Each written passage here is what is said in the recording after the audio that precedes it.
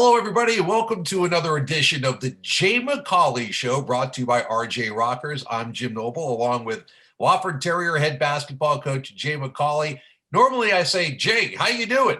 8-4 in the conference, or 8-4 overall, 5-1 in the conference, 4 road wins in the conference. I think I know how you and the Terriers are doing. How are you?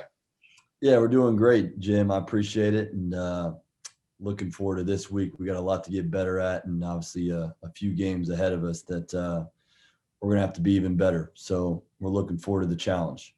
Before we kind of go back to where we last left off, talk to me about having, unless something's changed, a week off in between games. I always have to preface those remarks because of the way this crazy season has been. But at this stage of the season, we're already a third of the way through the conference season, if you can believe it. To have a full week off in between games, what does it do for your team, both mentally and physically at this point? Yeah, you can look at it a few different ways. Number one, for me as a coach, it's a way for us to get better in a lot of areas we need to and rest physically and mentally a little bit. It's been a lot for our guys, but I have not gotten a call yet from our league office, which I have them on speed dial here. Everyone tests in the league on Sunday and Tuesday, so I don't think any hiccups happened on Sunday. So it's looking like we're going to play just Saturday, but definitely need to use this time to heal up in some positions in some areas, but also take another step forward in a few defensive areas and execution as well. Well, it's the last time we talked, we were getting ready for an impromptu home and home series with UNC Greensboro.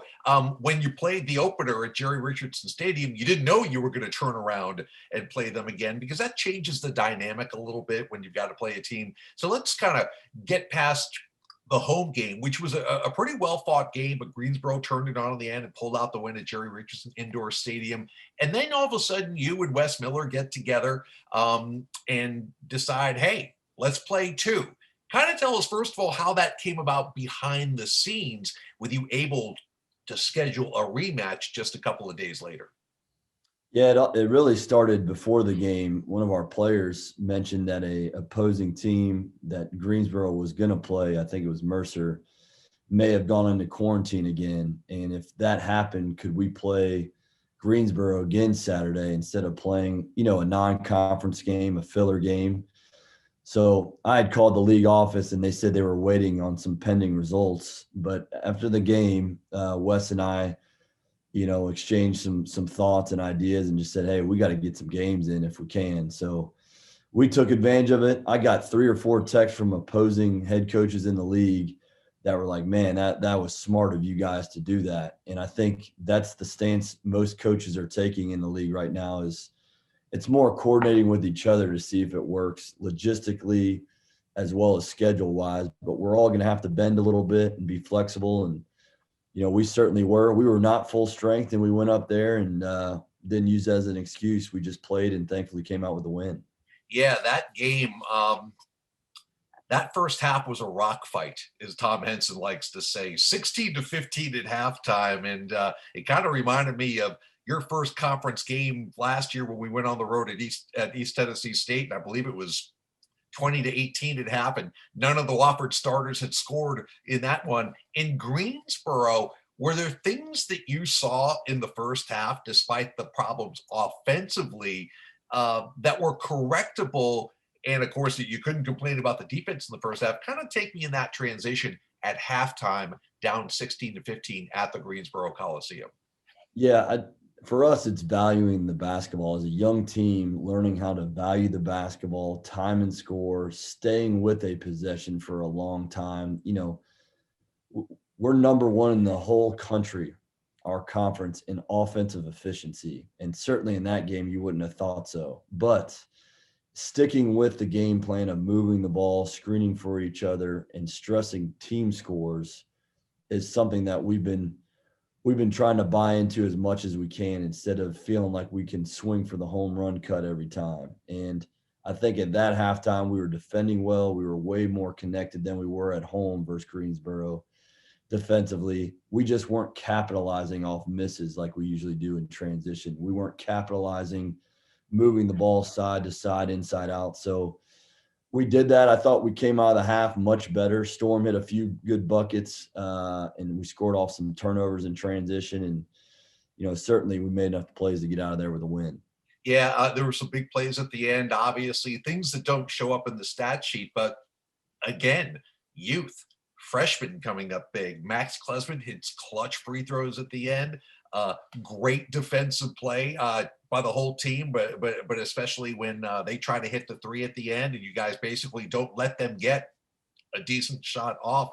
Um, does it take a while for the young guys not to buy into the system? That's not how I want to phrase it, but to understand the benefits of the things that you and your staff teach day in and day out in practice. I guess hearing it is one thing, but seeing it is a whole nother level.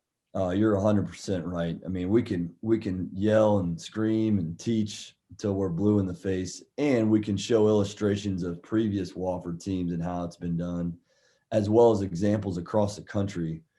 And the good thing is our guys are eager to learn. They're sponges, but it does take that game experience.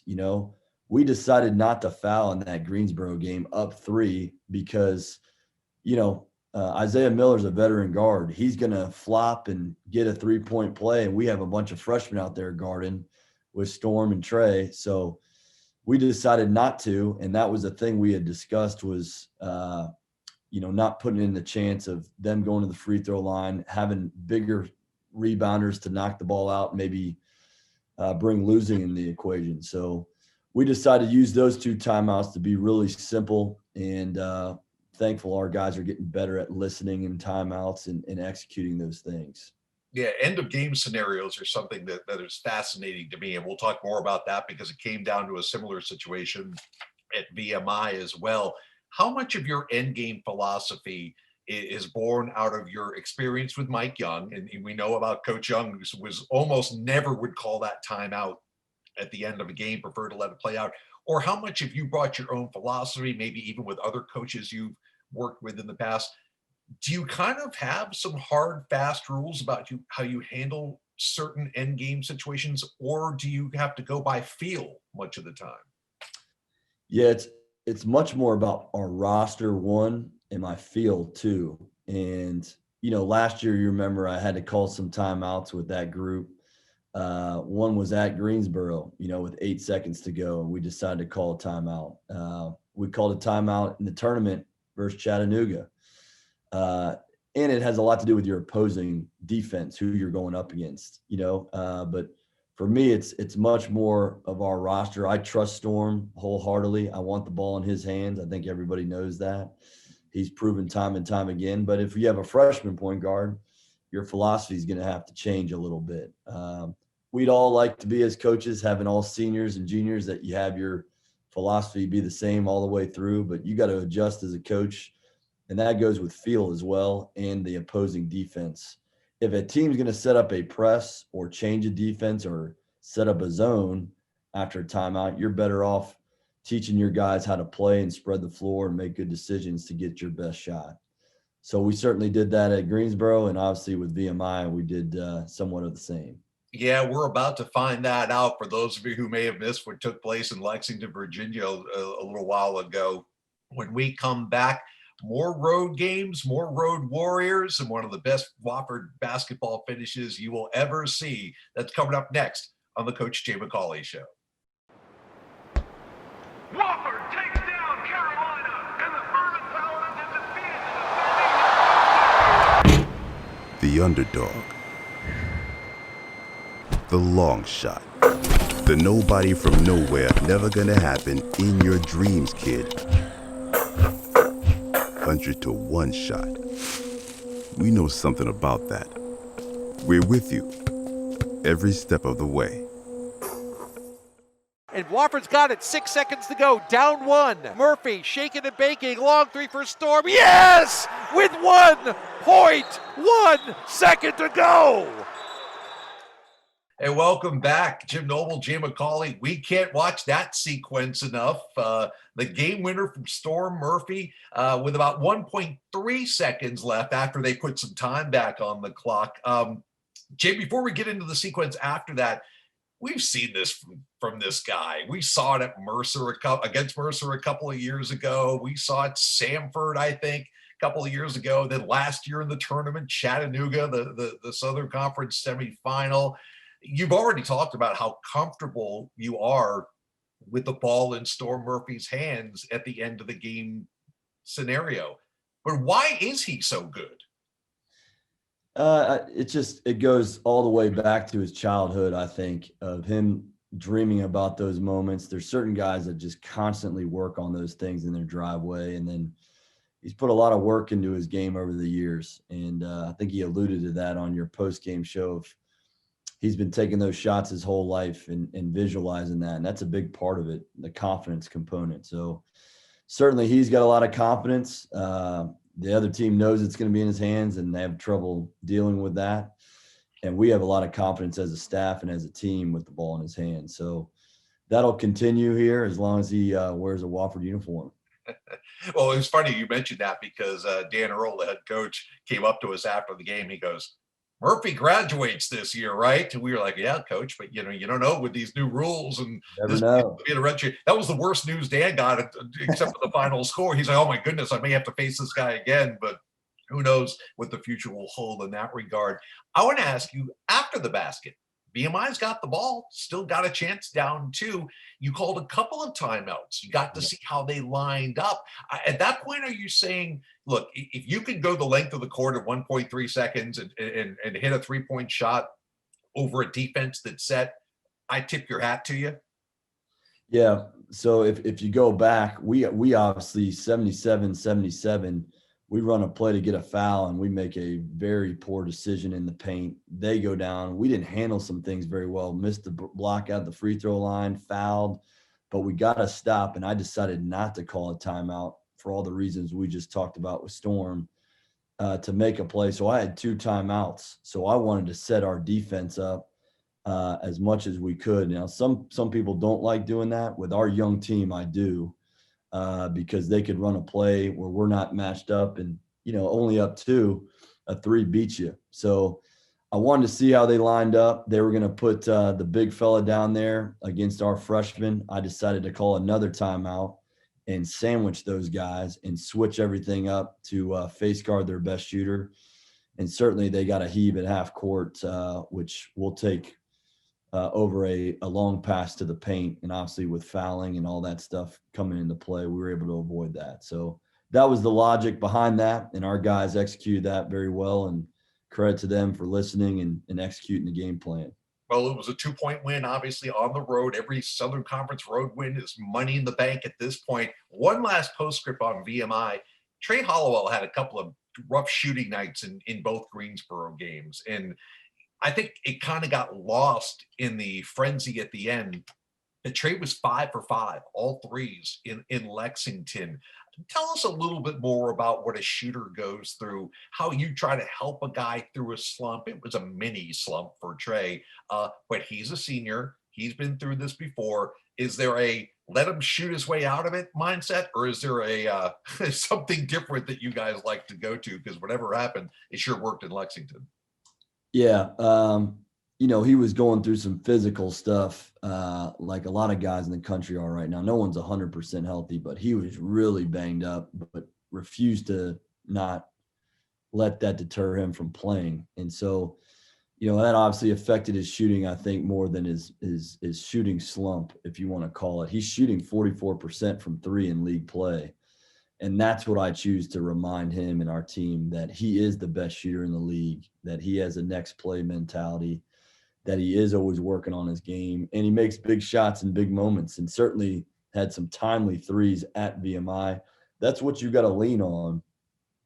Your veteran guys on the road, when guys don't know what to expect at places like VMI, at Greensboro, and certainly at Chattanooga. And he's been terrific over his career of having confidence no matter where he plays. So we're going to continue to ride Trey Hollowell. He is a great shooter, and a few bad shooting games isn't going to deter him or our confidence in him. And had 7 rebounds in that game too. That's something that can't be overlooked. The way your guards are coming back and rebounding and things like that, it's been impressive to watch. And then on to Chattanooga. Long bus ride. You guys are used to these long bus rides after a while. It seems like we haven't played at home in forever. The Mocs a funny team. It seems like they always are. They always have a changing cast of characters. Got off to a fantastic start in non-conference play. Preparing for a team like that. They lose David Jean Baptiste. They welcome David Jean Baptiste back. They get a guy, Darius Banks, in who plays one game and does great. You've got, maybe you had some tape on him from his days at James Madison, where he was 1,000 career point scorer, but not a particularly deep team. So going into the game at Chattanooga, what did you expect? Well, the previous 3 or 4 games were completely different schematically, like press offense, switching defenses and zones. So we had to get back to playing somebody kind of like ourselves, which, you know, for us is our wheelhouse, our comfort zone. So we spent the days kind of preparing for that, of getting back to executing some man-to-man stuff and screening for each other and trying to really guard a talented and well-coached Chattanooga team. They are a high octane offense.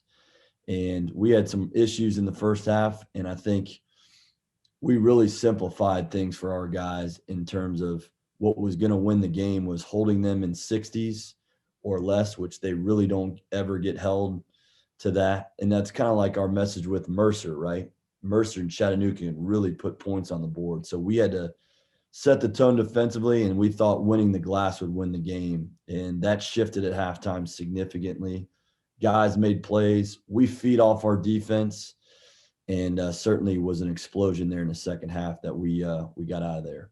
All right, one of these days, Tom Henson and I are going to sneak a microphone into the locker room at halftime and not tell you, because whatever you're saying at halftime, it is working.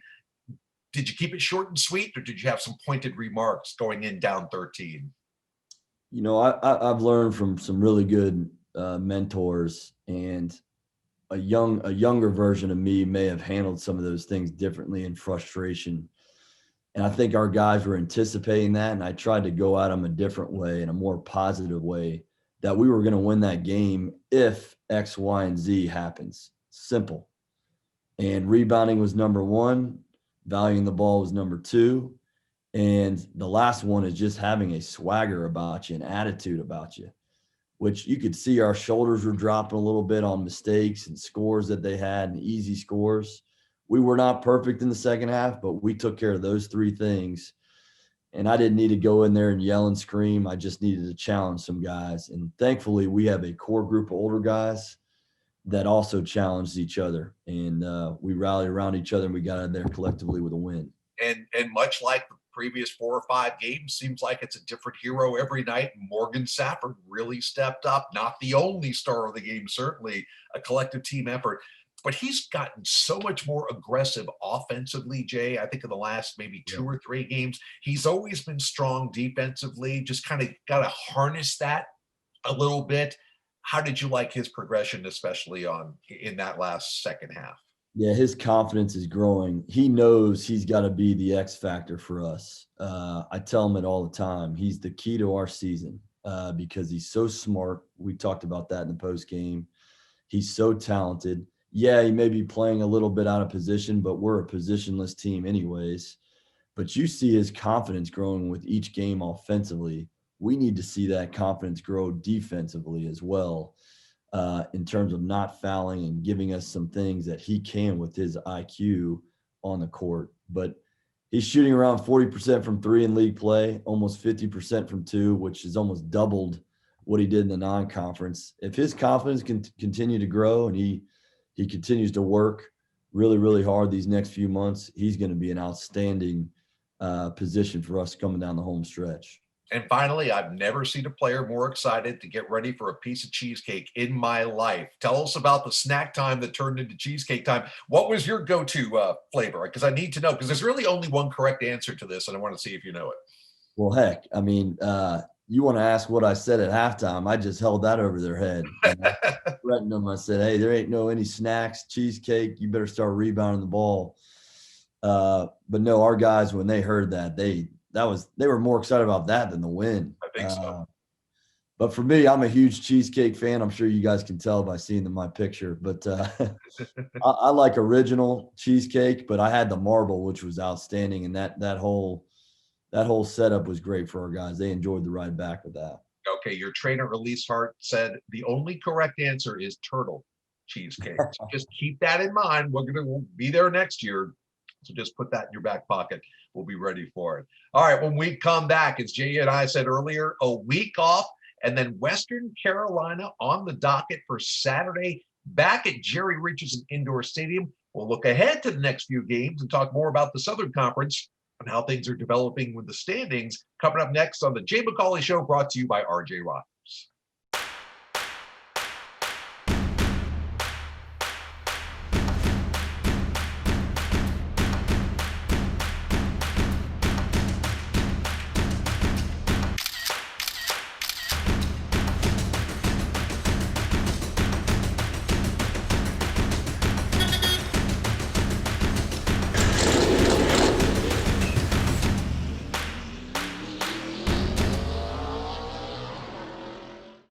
And welcome back to the Coach Jay McCauley Show. Jay, you finally get to get rid of the hotel cards for a while and get back home to Jerry Richardson Indoor Stadium. Western Carolina coming to town. The Catamounts 0-3 in the conference. Mark Prosser has had to deal with a lot of things with the protocols and personnel and cancellations and things like that. You guys are great friends, a former Wofford Terrier staff member. They've got some great talent in the backcourt, as we all know. Talk about the challenge that they will present. Yeah, they're certainly not an 0-3 team, and they should have beat ETSU at home at ETSU, and certainly we'll have a chance here tomorrow, which is Wednesday, for the rubber match. But they present a lot of different issues. They have Mason Faulkner, who's one of the most premier guards in the league, who has a pro future ahead of him. And he gave us fits last year. And Halverson's always a dynamic guard, an experienced guard. And they've added so much length and athleticism around those guys that they like to get out and run, make some misses, which we have not handled very well in transition defense this year. We got to be better. And we'll use the next 3 or 4 days to set our jaw for that matchup, the transition defense, the ball screen defense, and continue to work on the things we need to help our confidence grow. So we're looking forward to playing them. They've had a lot of issues, just like most teams, of starts and stops, but they won't be feeling sorry for themselves coming in here. I know that. Are they a different type of team without having that safety valve? They'll be able to drop it into Carlos Dunlap when the shot clock's winding down, or, I think Steger, who graduated, is a big loss for them on the outside. Has Mark had to change the style of their team, or are they still playing the Catamount basketball that we remember from last year? It's pretty much the same. Cork, who is a sophomore, has improved significantly with Dotson graduating.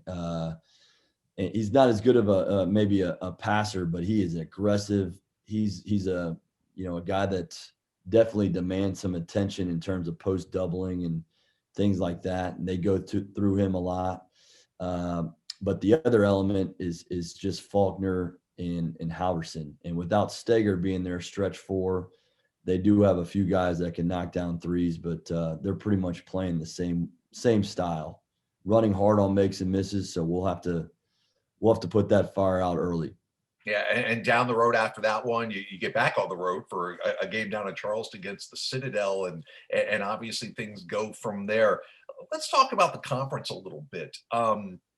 Hey, look, anytime it's Furman and Wofford at the top of the standings, which it is right now, that kind of galvanizes everybody's attention of anybody that wears black and gold. And it's kind of funny because you'll end up playing Greensboro twice, Mercer twice, I think somebody else twice before you even have your first game against the Paladins. I know I'm looking way down the road because that's what people like us do, but Furman has played very, very well. They've kind of held off every challenge that's been thrown at them so far, it seems like. Yeah, another talented group of teams in the Southern Conference, probably the most balanced we've been. And you see the scores every night. Every game's close for the most part. So you gotta just keep it one game at a time. And obviously we'll play Sanford, Mercer, and Greensboro twice before we play them. But there's a lot of ball left to be played. We got 12 games left, and we just got to continue to stay in the moment and working on ourselves. And, the rest will take care of itself, as they say. If you were outside observer Jay McCauley and not Wofford basketball coach Jay McCauley, who would be the biggest surprise team of the conference so far? I don't know. That's a good question. I think there's a lot of good teams. I have so much respect for VMI, and I think they're a really talented bunch and well coached. And, for whatever reason, they get seated lower, which nobody really cares about until the end of the day you play and the season plays out. But I think VMI is one of the top teams in the league. I really do. And they present a lot of problems. They've got a lot of firepower. Parham is terrific, as we found out. But there's other teams that are playing well, as also. And that's what's going to make for a great Southern Conference season. And again, we're just going to try to collect as many as we can along the way and stay healthy. Last question, and I think we've touched upon this a little bit in the past, but as far as all these road wins piling up, 4-0 in the conference on the road. We always used to, back when life was normal, we'd say try to hold serve at home and try to split your games on the road.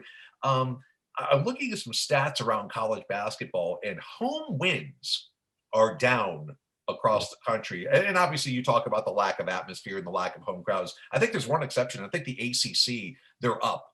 So we can look at that aberration. But is there something to that where everybody's kind of in the same boat? Even the schools, the SoCon schools that have fans available don't have that many of them.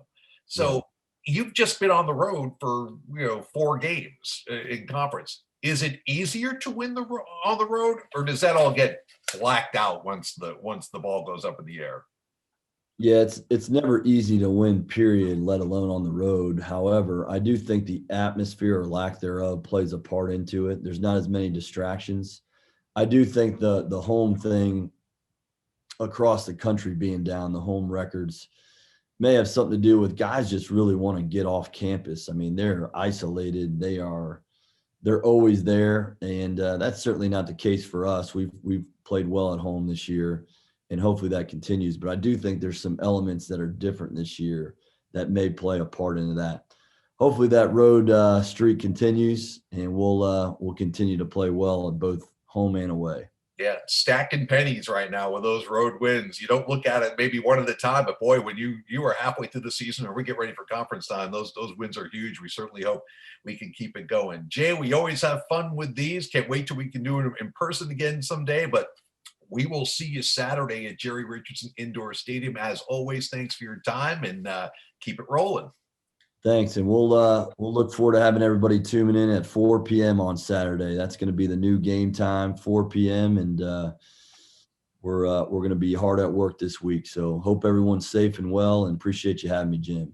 All right, for Coach Jay McCauley, I'm Jim Noble. As always, thanks for watching the Jay McCauley Show, brought to you by RJ Rockers. We'll see you next time.